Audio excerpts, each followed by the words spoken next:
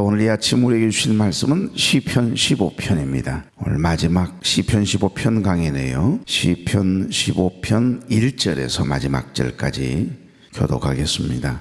여호와여, 주의 장막에 머무를 자 누구 오며 주의 성산에 사는 자 누구 오니까?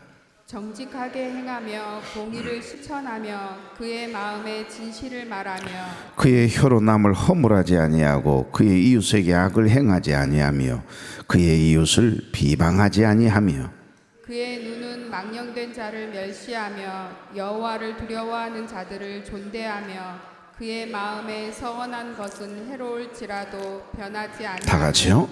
이자를 받으려고 돈을 구워주지 아니하며 뇌물을 받고 무죄한 자를 해하지 아니하는 자이니 이런 일을 행하는 자는 영원히 흔들리지 아니하리이다. 아멘. 좌우로 인사 나누죠. 좋은 아침입니다. 네, 참 좋은 아침이네요. 이 아침 저 시간 하나님께 드리기 위해서 거룩한 발걸음을 떼신 여러분, 또 가정에서 유튜브를 통해 함께 예배에 참여하고 계신 우리 교회 여러분, 주의 이름으로 축복합니다. 오늘은 시편 15편 마지막 강해인데 정리하면 이렇습니다. 시편 15편은 단순히 개인적인 묵상 시를 뛰어넘어 이스라엘 백성들이 하나님 앞에 나아갈 때마다, 그러니까 예배를 드릴 때마다 자신들의 삶을 돌아보고 거룩함을 회복하도록 돕는 예배의 한 순수 안에 들어가는 예배의 한 부분으로 사용된 시입니다. 그래서 15편은 문학적 양식상 성전 임예송이다, 인문 예식서다 분류하기도 하고요. 실제로 이스라엘 백성들은 성전에 예배를 드리러 나아갈 때마다, 그 성전 문에 들어갈 때마다 이런 질문을 받았다고 그래요. 그래서 예식문의 형태를 취하고 있는 시다. 쉽게 말씀드리면 질의응답 형식의 시라 이 말입니다. 누군가가 나에게 질문을 던지는 거예요. 누군가는 질문을 던지고 누군가는 그 질문에 응답하고, 이런 질의응답 시다라고 하는 표현을 쓰기도 합니다. 1절 다시 한번 보실까요? 여호와여, 주의 장막에 머무를 자 누구 오며 주의 성산에 사는 자 누구 오니까? 그랬더니 하나님이 원하시는 의로운 삶의 덕목들을 하나하나 선포하기 시작합니다. 그러니까 이 성산에 들어갈 자, 주님 앞에 예배를 드리기 위해서 이 지성소 은혜의 자리로 들어갈 자 누구냐? 이러이러한 사람만이 들어갈 수 있다. 그랬더니 10가지의 덕목을 이야기하는 겁니다. 2절입니다. 정직하게 행하며 공의를 실천하며 그의 마음에 진실을 말하는 사람, 그런 사람만이 들어갈 수 있다. 예배의 자리에 들어갈 수 있다 이 말이겠죠. 3절, 4절, 5절, 이자를 받으려고 돈을 꿔주지 아니하며 뇌물을 받고 무죄한 자를 해하지 아니하는 자이니, 그러면서 마지막으로 이런 일을 행하는 자는, 그러니까 이 10가지의 모든 조건을 지켜 행하는 자는 영원히 흔들리지 아니하리이다. 축복을 선언하고 있네요. 지금 다윗의 시입니다. 다윗이 하나님 앞에 나아갈 때마다 어떤 자가 주의 성산에 나아갈 수 있는가, 예배 자리로 나아갈 수 있느냐, 지금 이렇게 자기에게 자기가 질문하는 거예요. 이것을 가리켜서 수학적인 질문이라고 이야기합니다.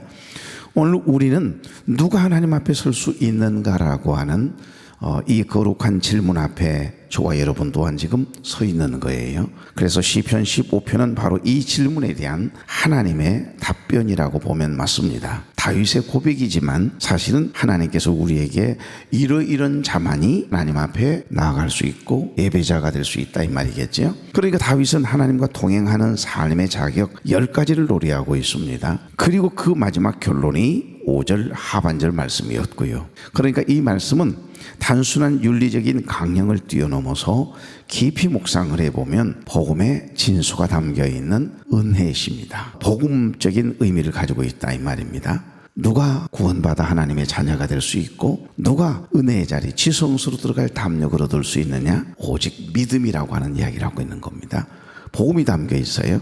그래서 있을까요? 위대한 설교가들은 이 시를 단순히 착하게 살기 위한 목록으로만 보지 아니하고 저와 여러분을, 우리를 구원하시는 그 하나님의 은혜, 그리고 예수 그리스도의 복음을 비추어 볼 수 있는 거울이라고 해석하기도 합니다. 그래서인지 영국에 나온 유명한 위대한 설교가인 찰스 스펄저 목사님은 이 시편 15편을 우리의 죄를 비추는 거울과 같다, 그런 표현을 썼습니다. 이 10가지의 조건, 자격을 가만히 들여다보면서 내가 오늘 이 예배의 자리에 들어올 수 있는 자인가 스스로 이 10가지를 적용해 가면서 그 영적인 거울이라고 생각을 하고 내 자신을 비춰보는 거예요. 오늘 그런 심정으로 1절부터 5절까지를 묵상했으면 좋겠습니다. 1절, 여호와여 누가 당신의 장막에 머물겠습니까? 과연 누가 하나님께 가까이 나아가며 하나님이 거하시는 장소에서 예배할 수 있습니까? 이 말이거든요. 오늘 본문은 하나님 앞에 설 수 있는 자의 구체적인 삶의 모습을 10가지로 요약을 하고 있는데 4절까지는 여러분 설명을 드려서 여러분 다 기억이 날 거예요. 5절 말씀이 오늘 마지막이죠. 그래서 5절만 묵상하려다가 마지막 정리하기 위해서 1절부터 5절까지를 함께 교독하게 된 겁니다. 10가지의 덕목 중 조건 중에 9번째 5절 보시면 이자를 받으려고 돈을 꿔주지 아니하며입니다. 그러니까 이것은 단순한 이자놀이, 계모임, 고리대금업 어떤 이것을 금지함을 넘어서 가난하고 연약한 이웃의 궁핍을 자신의 이익 추구의 기회로 삼지 않는 불쌍히 여기는 마음, 긍휼히 여기는 마음을 가지라고 하는 의미를 가지고 있는 거죠. 고대근동 당시에는 가난한 자에게 만약에 이자를 받는 것은 깊은 절망의 늪으로 그렇지 않아도 어려운데 이렇게 밀어넣는 착취행위로 간주했거든요. 여러분 살 방법은 없고 큰 어려움이 있어서 이제 사채를 끌어다 쓰신 분들 보면 이 고리대금 때문에 거의 넘어가잖아요. 원금은 액에게 얼마 안 됐었어요. 몇십만 원에서부터 몇백만 원밖에 안 됐는데 그게 몇천만 원이 되고 몇 억이 돼가 그걸 갚아내리고 평생 갚지 못하고 늘 그 빚에 매여가지고요. 눈을 떠도 눈을 감아도 그 빚, 이 무거운 짐이 그를 더 짓누르는 그런 고통 속에 살아가는 사람들이 있거든요. 없는 사람들에게는 신용 있는 사람들은 또 이자도 낮잖아요. 그러나 신용이 없는 분들이나 가난한 사람들은 이자로 인해서 결국에는 원금보다도 몇 배 더 갚아내야만 하는 그런 무거운 짐이 있는 거지요. 그때 고대 당시에도 가난한 자에게 이자를 받는 것은 그래서 이건 그 가난한 자를 아예 그냥 저 깊은 수렁에다 내동댕이 치는 것과 같다. 착취행위다. 그래서 이걸 금했다고 그래요. 우리는 가난한 이웃에게 사채를 놓지는 않았다고 할지라도 나의 이익을 위해서, 나의 성공을 위해서, 남에게 다른 사람보다 내가 인정을 받기 위해서 여러분 동료의 약점을 이용하거나 그 사람의 허물을 들춰내거나 일한 만큼 정당한 몫을 그래도 나도 그런 시절을 보냈음에도 불구하고 정당하게 일한 값은 약속한 값은 이렇게 지불해야 되는데 그걸 아깝게 여기거나 조금이라도 덜 주려고 하는 그런 마음들이 우리 안에 있다면 똑같은 사람이라 이 말이에요. 그러니까 이자놀이는 하지 않았지만 이자를 받으려고 돈을 꿔주지 아니하며 이 말은 이런 깊은 의미가 있어요. 당연히 수고한 대가를 반드시 지급하는 그런 마음의 자세. 일꾼을 쏟으면 너무 감사하다, 고생했다, 팁이라도 또 만 원이라도 더 준다면 얼마나 행복하겠어요. 여러분 그것이 바로 오늘 말씀이 지적하는 이웃의 궁핍을 이용하는 마음, 그 어려움을 오히려 이용해서 착취하거나 고통스럽게 하거나 나의 이익을 위해서, 나의 성공을 위해서 남을 허물하거나 남을 험담하거나 이것은 정말 무서운 죄다. 그러지 않는 사람만이 하나님의 성산에 나아갈 수 있다. 예배 자리에 들어올 수 있다. 지성소로 은혜의 보좌 앞으로 나아갈 자격이 있다. 이런 고백이에요 지금. 여러분 하나님은 이처럼 이웃의 아픔을 외면하고 자신의 폐를 불리는 이기적인 삶이 아닌 더 섬기고 더 낮아져서 서로 존중하고 남을 나보다 낮게 여기는 그런 희생적인 사랑, 이것이 필요함을 지금 이야기하고 있는 겁니다. 자, 마지막 여기 10번째는 뇌물을 받고 무죄한 자를 해하지 않은 자입니다. 이것은 우리가 함께 나누었던 것처럼 정의와 공의에 대한 강력한 요구입니다. 그러니까 뇌물은 진실을 왜곡하고 죄 없는 자를 억울하게 만들 수 있고요. 사회의 근간을 흔드는 악 중의 악이 바로 공의와 정의를 무시하는 거거든요. 그래서 재판을 거래한다. 돈으로, 권력으로. 이건 정말 용서할 수 없는 죄입니다. 그런 분들이 판사가 되고 그런 분들이 검사가 되면 안 되는 거죠. 거기가 마지막 보루거든요. 억울해도 그 판사의 양심에 따라 판정을 내리는 그 일 때문에 가난한 자가, 힘없는 자가, 변호사 살 돈도 없는 사람들이 거기에 희망을 걸고 소망을 걸어야 하는 게 사실 재판장이거든요. 하나님 앞에 서는 자는 항상 이렇게 불의한 이익을 위해서 질질을 팔아서는 안 된다는 거죠. 그래서 돈과 권력 앞에 양심을 저버리지 않는 사람, 그런 사람만이 하나님 앞에 나아갈 수 있다, 이런 의미가 되는 겁니다. 여러분, 성경에서 공의는 채타카라고 말씀드린 기억이 있을 거예요. 채타카, 법정에서의 정의입니다. 이것은 뇌물을 받지 않는 것, 남을 속이지 않는 것, 어떤 압력과 유혹 앞에서도 공정한 재판을 하는 것, 그것이 바로 공의거든요. 공의. 여기 채타카는 의로움, 옳음, 바름이란 뜻이니까요. 그리고 정의는 미시파트라고 하는 단어를 쓴다라고 하는 설명을 드린 적이 있습니다. 이것은 인간과 인간 관계에서 불의가 없는 것을 말합니다. 그래서 다른 사람들을 억울하게 하거나 불법한 일을 행하지 않는 것으로 성경에서 말씀하시는 이 정의는 하나님의 법에 어긋나지 않는 것을 말씀하는 정의를 이야기하는 거예요. 세상적인 정의를 이야기하는 게 아닙니다. 그래서 공의와 정의가 굉장히 중요해요. 저와 여러분의 옳고 그름과 삶의 모든 기준은 하나님의 말씀이어야 돼요. 세상적인 기준을 이야기하는 게 아닙니다. 하나님의 말씀이 기준이어야 돼요. 여러분이 알고 있는 세상적인 경험이나 지식이나 세상적인 법의 잣대를 가지고 사람을 정죄하고 판단하면 안 되는 겁니다. 이 기록된 하나님의 말씀이 죄라고 하면 그건 죄예요. 만약에 이 기록된 하나님의 말씀이 그거 옳은 길이다, 선한 길이다, 의의 길이다라고 말씀하시면 지금 여러분은 선하게 살고 계시는 거예요. 의의 길을 가고 있는 겁니다. 그래서 있을까요? 풀전 목사님은 이 구절을 해석하면서 참된 성도는 황금에 대한, 재물, 물질에 대한 사랑보다 하나님에 대한 사랑이 더 큰 사람, 이렇게 해석해 놓았습니다. 그의 말처럼 세상의 재물과 권력이 아닌 오직 하나님을 경외함으로 이웃을 사랑하고 정의를 실천하는 삶이야말로 하나님이 찾으시는 그 한 사람, 그 예배자인 줄로 믿습니다. 주님이 찾으시는 그 한 사람, 그 예배자, 내가 그 사람 되길. 뒤에 가사 생각이 안 나지요. 나도 생각이 안 나니까 못 불렀어. 그럼요. 하나님이 찾으시는 그 한 사람, 그 예배자가 되기를 소망하십니까? 하나님의 말씀대로 믿고 하나님의 말씀에 죄라고 하면 내가 죄를 지었구나, 회개하면 되는 것이고, 하나님이 다른 사람이 다 나쁘다고 나를 비난하고 억울하게 해도 내가 하나님의 말씀에 비추어 조금도 부끄러움이 없이, 하나님 다 알고 계시잖아요.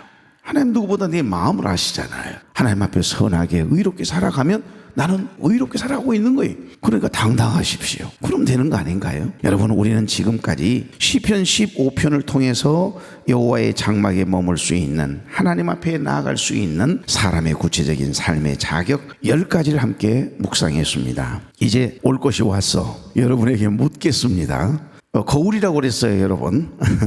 이거 다른 사람 비추지 마시고 여러분의 삶을, 여러분의 마음을 비추어서 한번 적용해 보시라, 이 말이에요. 하나님께서 저와 여러분에게 오늘 이 시간 지금 묻고 있는 겁니다.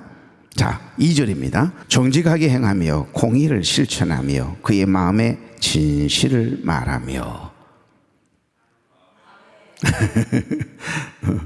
여러분, 원어상 문자적인 의미는 흠없이 걸어가는 사람, 이런 뜻이거든요. 흠없는 삶을 살아간다는 거. 다음 절에 보시면 병행되는 구문과 대조해 보면 주변 사람들을 비난하거나 중상모략하지 않는 삶을 말씀하고 있는 겁니다. 나는 한 번도 남 이야기를 한 적이 없습니다. 나는 험담한 적이 없습니다. 남을 비난한 적이 없습니다. 남을 정죄한 적이 없습니다. 그러면 여러분은 예배자 맞습니다. 그러나 그렇지 못했다면 돌아보셔야 됩니다. 여러분은 자격이 없어요. 이 제 예배 자리에 들어올 자격이 없는 거예요. 하나님 앞에 결코 들어와서는 안 됩니다. 자, 3절 다 같이. 그의 혀로 남을 허물하지 아니하고 그의 이웃에게 악을 행하지 아니하며 그의 이웃을 비방하지 아니하며. 4절. 그의 눈은 망령된 자를 멸시하며 여호와를 두려워하는 자들을 존대하며 그 마음에 소원한 것은 해로울지라도 변치 아니하며. 소원 다 지키셨어요? 아직 해놓고 안 지킨 거 있으면 여러분 예배 자리에 와서는 안 되는데. 5절 시작. 이 자를 받으려고 돈을 꾸어주지 아니하며 뇌물을 받고 무죄한 자를 해하지 아니하는 자이니. 여기까지만. 이 엄중한 기준 앞에 여러분 어때요? 하나님의 거룩한 장막에 머무를 자격이 있겠습니까, 없겠습니까? 하나님 앞에 나와 예배를 드릴 자격이 있겠습니까? 없겠습니까? 아니, 솔직한 대답을 해보시라고요. 네? 힘들 정도가 아니죠. 불가능한 일입니다. 이 10가지를 완전히 지키는 자는 이 세상에 단 한 사람도 없습니다. 그 이야기 하고 싶은 거예요. 우리를 정죄하고 지적하고 싶은 것이 아니고 없다는 거예요. 의인은 없다. 의인은 오직 한 분, 인간의 몸을 입고 이 땅에 인카네이션 말씀이 육신이 되어 오신 예수 그리스도, 그분 한 분이에요. 모두가 다 죄인이에요. 그런데 죄인이 내가 얼마나 의인인 것처럼 다른 죄인을 여러분 정죄하고 비난하고 험담하고 이렇게 헐뜯곤다면 참 우스운 일 아닌가요? 나도 죄인이면서 남의 죄를 운운하다니요. 참으로 하나님 보시기에 부끄러운 모습 아니겠어요? 지금 여기 다윗이 고백하고 있는 이 5절 안에 들어있는 10가지 조건은요, 하나님 나 완전히 지켜서 온전하게 지킴으로 인해 하나님을 예배하는 자리에 들어갈 수 없는 사람이에요, 이 고백입니다. 역으로 만약에 우리가 적용한다면 의인은 없다, 단 한 사람도 없다. 여러분, 방금 우리가 10가지를 이렇게 함께 나눴는데 이것이 사실은 율법이거든요. 613개 조항이나 되어지는 이 수많은 계명들을 온전히 지킬 수 있는 사람이 있을까요? 없습니다, 여러분. 어떻게 율법을 다 지킵니까? 이런 율법들, 계명들이 이렇게도 많은지, 절대법, 조건법, 하지 말라, 하라, 계속해서 248개 조항, 365개 조항, 그래서 모두 613개 조항의 이 계명을 다 지킬 수 있는 사람이 없지요. 불가능하지요. 인간은 결코 완전할 수 없다. 불완전한 존재이다. 완전하지 않다. 그럼 뭐가 필요하지요? 인간의 한계에 딱 도달하면, 나는 할 수 없다라고 하는 한계에 딱 도달하면 유한한 존재임을 깨닫는 순간 무한하신, 한계가 없으신, 전능하신 하나님을 의지하게 되는 거예요. 그래서 우리가 하나님을 찾게 되는 것이고, 그래서 죄 없으신 독생자이신 예수 그리스도께서 우리의 죄의 문제를 해결해 주시기 위해 십자가 위에 피 흘려 죽으시기 위해 이 땅에 내려오신 것이라니까요. 여러분, 이 모든 것은 사실 율법의 기능이에요. 율법은 뭐가 죄인지를 깨닫게 하는 겁니다. 이것이 죄다, 이것이 죄다. 방금 우리가 본문에서 10가지만 죄만 생각해도 아이고야 참 죄가 많구나. 이 율법의 기능이 죄를 깨닫게 하는 겁니다. 죄를 알게 하는 겁니다. 그럼 이 죄의 문제를 해결할 수 있는 능력이 율법에 있느냐? 없어요.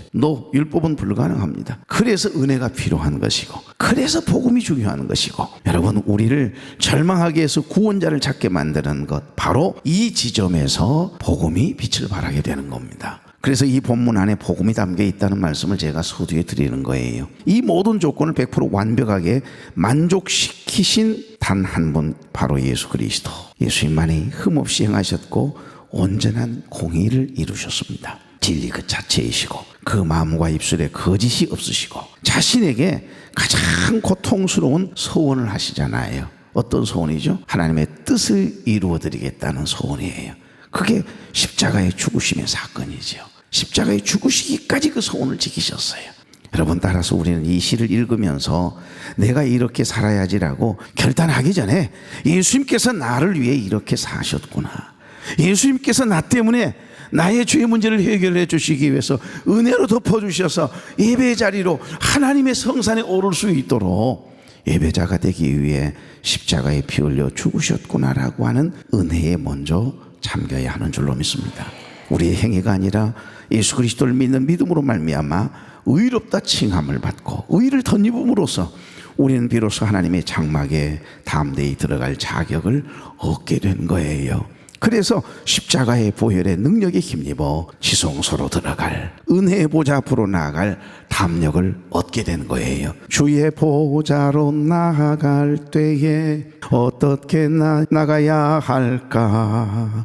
나를 구원한 주의 십자가, 그것을 믿으며 가네. 주의 보좌로 나아갈 때에 나 여전히 부족하나? 다 잊으셨을까요? 나를 구원하신 주의 십자가. 난리네, 난리. 그것을 믿으며 가네. 가네. 자격 없는 내 힘이 아닌 오직 예수님의 보혈로, 십자가의 보혈, 완전하신 사랑 힘입어 나아갑니다.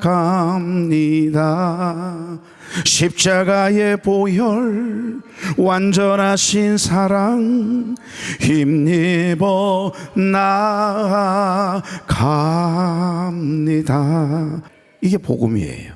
우리가 지금 일부 예배를 드릴 때 나는 하나님을 예배하는 예배자입니다. 내가 서 있는 곳에서도 하나님을 예배합니다. 내 영혼 거룩한 은혜를 향하여, 완전한 하나님을 향하여 이곳에서 바로 이 시간 하나님을 예배합니다. 이 고백을 하고 예배 가운데 들어가거든요. 우리가 이전에 예배 임예송이 항상 이 곡이었잖아요. 이게 오늘 이 본문의 모든 결론입니다. 그렇습니다. 여러분, 저와 여러분에게는 이처럼 은혜가 필요해요. 이것이 바로 시편 15편에 담겨져 있는 진정한 복음이고, 얼마나 다윗이 깊은 영성을 가진 왕이었는가를 알 수 있습니다. 하나님, 나는 주의 성산에 들어갈 자격이 없는 사람이에요. 하나님 앞에 예배를 드릴 감히 그런 자격을 갖추지 못한 죄인 중에 죄인입니다. 이 말입니다. 하나님의 은혜가 필요합니다. 그래서 은혜를 구하고 있는 거예요. 그래서 마지막 선포하기를 뭐라고 선포하죠? 이런 일을 행하는 자는 영원히 흔들리지 아니하리이다. 다시 말하면 하나님의 은혜를 입으면 십자가의 사랑, 하나님의 그 끝없는 사랑 때문에, 그 은혜 때문에 내가 살아요. 내가 이렇게 또 용서함을 받고 하나님의 보좌 앞으로 나아갈 담력을 얻습니다. 이 고백이거든요. 그러니 얼마나 깊은 은혜가 있습니까? 여러분, 그러므로 우리는 율법을 지키기 위해서 발버둥 치는 사람들이 아니라 나를 위해서 이 모든 것을 십자가 위에서 이루신 예수님을 사랑하고 닮아가면 되는 겁니다. 우리의 행위가 아니라 예수 그리스도를 믿는 믿음이 우리를 하나님의 장막으로 인도하는 유일한 길임을, 하나님 앞으로 나아갈 수 있는 진정한 예배자의 길임을 다윗은 지금 고백하고 노래하고 있는 거예요. 그래서 제가 복음이 담겨 있다는 말씀을 드리는 겁니다. 그래서였을까요? 종교개혁자 마르틴 루터는 우리의 의는 우리 안에 있지 않고 예수 그리스도 안에 있다 그랬어요. 그러면 결국 우리가 예수 그리스도 안에 있으면 끝나는 거예요. 너희가 예수 그리스도 안에 있으면 너희의 슬픔이, 너희의 근심이 변하여 기쁨이 되리라고 말씀하신 것처럼 우리가 예수 그리스도 안에서 살아갈 때 비로소 그 은혜로 말미암아 주님의 이름으로 하나님 앞에 나아갈, 그리고 하나님께 아뢰일 수 있는 놀라운 특권을 허락받은 것 아니겠어요? 바로 예수 그리스도 안에 거하는 사람, 그의 십자가 사랑에 뿌리 내린 자는 결코 영원히 흔들리지 않는다라고 하는 고백을 하고 있는 겁니다. 마지막 절 하반절, 영원히 흔들리지 않는다라고 하는 것은, 그래서 비록 원치 않는 질병, 재정적인 어려움, 인간관계의 실패 등등 수많은 시련들을 우리가 인생을 살아가면서 겪을 수 있지만은 그 어떤 것도 하나님과 근본적인 나와의 관계를 끊어낼 수 없다는 거예요. 어떤 환난이 와도, 어떤 힘든 일을 만났다 할지라도 하나님이 나를 사랑하시는 그 크신 사랑, 그 사랑을 끊을 자 있다 없다? 없다. 그래서 우리는 예수 그리스도 안에 살아가면 그분의 보호 아래 영원히 거하게 될 거다. 흔들릴 수는 있지만 결코 넘어지지 않는다는 거예요. 넘어졌다 할지라도 다시 오뚜기처럼 일어날 수 있다라고 하는 가장 강력한 보증이 되는 말씀을 오늘 하고 있습니다. 이제 말씀을 정리하고 마치고자 합니다. 사랑하는 교회 여러분, 예수 그리스도 안에 있는 자는 세상의 평가나 성공과 실패에 따라서 인생의 근본이 결코 흔들리지 않는다는 거예요. 왜냐하면 나의 가치와 안전감이 나의 성과가 아닌 나를 위해 고난당하시고 나를 위해 십자가에 피 흘려 죽으시고 또한 부활하신 예수님의 사랑 위에 내 믿음이 굳건하게 서 있기 때문이에요. 이것이 나의 간증이요, 이것이 나의 찬송일세. 나 사는 동안 끊임없이 구주를 찬송하리. 한 번만 더 고백해 볼까요? 이것이 나의 간증이요,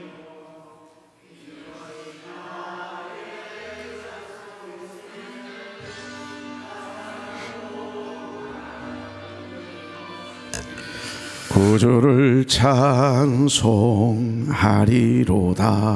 아멘. 그래서 우리가 은혜 안에 살아간다는 거, 이것처럼 복 있는 게 어디 있어요? 사랑하면 담습니다. 말하는 것도 입는 것도 분위기까지 닮아가는 거예요. 사랑하는 사람을 닮아가요. 여러분, 하나님을 사랑하세요? 주님을 사랑하세요? 주님의 마음과 성품을 닮아갈걸요. 그래서 내가 말할 때마다 행동할 때마다 주님처럼 행동하고 주님처럼 말하게 되는 거예요. 그만큼 주님을 사랑하기 때문에 나타나는 현상이에요. 주님을 사랑하지 않는 사람은, 하나님을 사랑하지 않는 사람은요, 성품이 개팍스러워요. 말이 거칠어요. 생각이 더러워요. 어두워질 수밖에 없어요. 내 마음이 어두워진다. 내가 주님의 사랑이 식었나 봐.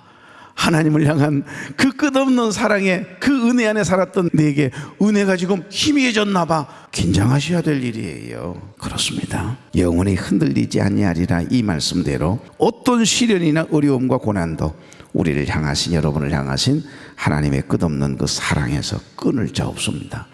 이 분명한 신앙의 고백이 다윗의 고백이에요. 이 고백이 저와 여러분의 고백 되길 주의 이름으로 축복합니다. 나의 평생의 선하심과 인자하심이 정녕 나를 따르리니 내가 여호와의 집에 영원히 거하리로다.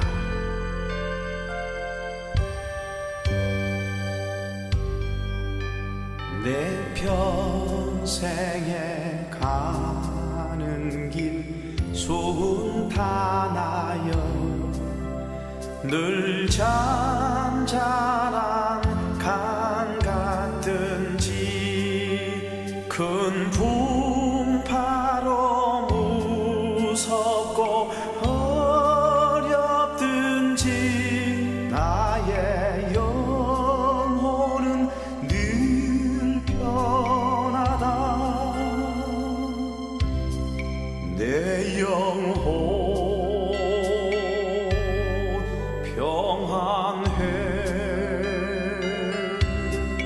내 영혼 평안해.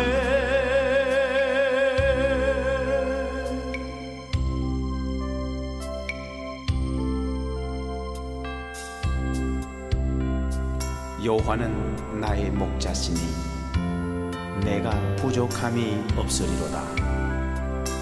그가 나를 푸른 초장에 누이시며 쉴만한 물가로 인도하시는도다. 내 영혼을 소생시키시고 자기 이름을 위하여 의의 길로 인도하시는도다. 내가 사망의 음침한 골짜기로 다닐지라도 해를 두려워하지 않을 것은 주께서 나와 함께 하심이라. 주의 지팡이와 막대기가 나를 안위하시나이다. 주께서 내 원수의 목전에서 내게 상을 베푸시고 기름으로 내 머리에 바르셨으니 내 잔이 넘치나이다.